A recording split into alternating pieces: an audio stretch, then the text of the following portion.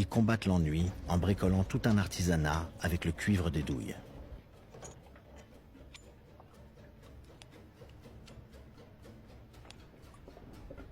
Ils aménagent des abris auxquels ils donnent des noms évocateurs, comme cette Villa de la Dèche, le dénuement total.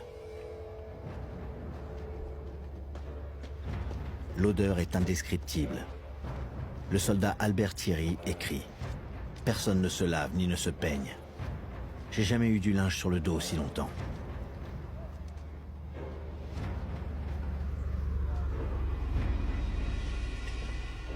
Les soldats rentrent la nuit dans leur abri souterrain. L'un d'eux s'est bricolé une cage pour se protéger des rats. Le sergent Beck écrit « Un de mes hommes a été mordu à l'oreille, un autre au nez. Lorsque vous êtes allongé, ils vous passent dessus comme des chats. Ils nous dévorent tout, chocolat, camembert, jusqu'à la crosse des fusils. Les hommes font la chasse aux rats par tous les moyens. Dans un seul trou, ils en ont tué 17, comme des petits lapins. »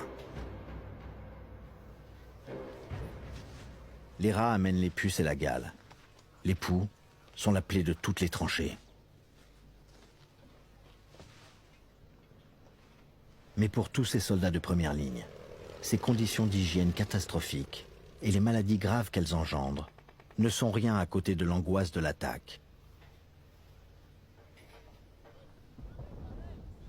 Et ils doivent rester au moins une semaine avant la relève par ceux de la seconde ligne.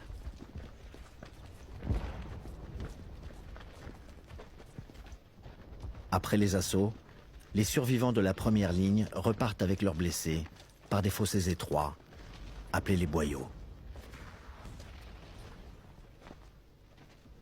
Et ils débouchent sur la troisième ligne, l'arrière-front, dans des fantômes de village. Il leur faut un moment pour reprendre leur souffle.